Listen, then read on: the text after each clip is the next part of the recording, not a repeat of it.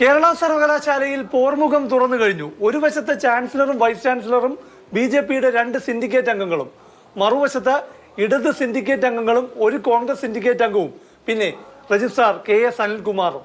സർവകലാശാല ഭരണ പ്രതിസന്ധിയിലേക്കാണ്. സർവകലാശാലകൾ പ്രവർത്തിക്കേണ്ടത് ആക്ടും സ്റ്റാറ്റ്യൂട്ടും അനുസരിച്ചിട്ടാണ്. ആ ആക്ടും സ്റ്റാറ്റ്യൂട്ടും ഉണ്ടാക്കിയിരിക്കുന്നത് ഭരണഘടനയെ മുൻനിർത്തി കേരളത്തിലെ നിയമസഭ നിർമ്മിച്ച നിയമത്തിൻ്റെ അടിസ്ഥാനത്തിലാണ്. ഈ ആക്ടും സ്റ്റാറ്റ്യൂട്ടും വഴി കേരളത്തിലെ സർവകലാശാലകൾ പ്രവർത്തിച്ചാൽ ഒരു പ്രശ്നവും ഇവിടുത്തെ സർവകലാശാലകളിലില്ല. Registrar KS. അനിൽകുമാർ ഇപ്പോഴും സസ്പെൻഷനിൽ തന്നെയാണെന്ന് ഗവർണറും വി.സിയും. അതിനാൽ സിൻഡിക്കേറ്റ് സസ്പെൻഷൻ പിൻവലിച്ചതിന് ശേഷം ഇന്നലെ മുതൽ കെ.എസ്. അനിൽകുമാർ രജിസ്ട്രാർ എന്ന നിലയിൽ ഒപ്പിട്ട് അംഗീകരിക്കുന്ന ഒരു തീരുമാനവും വി.സി അംഗീകരിക്കില്ല. കാരണം സസ്പെൻഷൻ പിൻവലിച്ച തീരുമാനം വി.സി അംഗീകരിക്കുന്നില്ല. അതിനാൽ രജിസ്ട്രാറുടെ ചുമതല നൽകിയ പ്ലാനിംഗ് ഡയറക്ടർ ഡോക്ടർ മിനി കാപ്പനെ മാത്രമേ രജിസ്ട്രാറായി അംഗീകരിക്കൂ. രജിസ്ട്രാർ ഇൻചാർജ് എടുക്കുന്ന തീരുമാനത്തിന് മാത്രമേ നിയമസാധുത ഉണ്ടാകൂ എന്ന നിലപാടിലാണ് വൈസ് ചാൻസലറും രാജ്ഭവനും.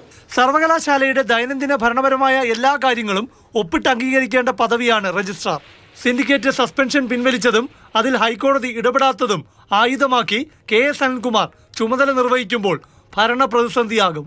കാരണം സസ്പെൻഷൻ കാലയളവിൽ രജിസ്ട്രാർ എന്ന നിലയിൽ എടുക്കുന്ന തീരുമാനങ്ങൾക്ക് നിയമസാധുത ഉണ്ടാകില്ലെന്നും അദ്ദേഹം അതിനെല്ലാം ഉത്തരം പറയേണ്ടി വരുമെന്നും താൽക്കാലിക VC doctor Ciza Thomas Mathrubhumi ന്യൂസിനോട് പറഞ്ഞു. അതിനാൽ കേരള സർവകലാശാലയിൽ ഭരണ പ്രതിസന്ധി രൂക്ഷമാകും. ഈ മാസം 9-ന് വി.സി മോഹനൻ കുന്നുമ്മൽ മടങ്ങിയെത്തുന്നതോടെ പ്രതിസന്ധി രൂക്ഷമാകും. Registrar in charge doctor Mini Kappan രജിസ്ട്രാറായി പ്രവർത്തിച്ചു തുടങ്ങിയാൽ സിൻഡിക്കേറ്റും SFIയും വെറുതെ ഇരിക്കില്ല. ചാൻസലർക്കായി രാജ്ഭവൻ കൂടി ഇടപെടുമ്പോൾ അന്തരീക്ഷം കലുഷിതമാകും. പ്രശാന്ത് കൃഷ്ണ, മാതൃഭൂമി ന്യൂസ്, തിരുവനന്തപുരം.